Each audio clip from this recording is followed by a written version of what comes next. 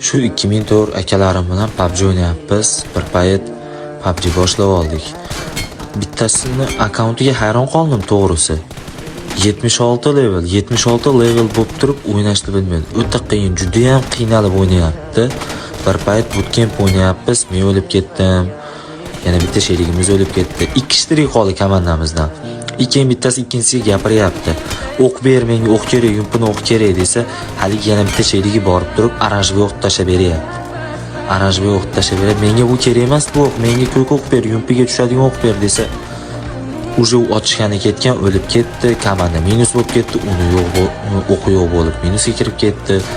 Korotchi padborda gaplashib turibmiz.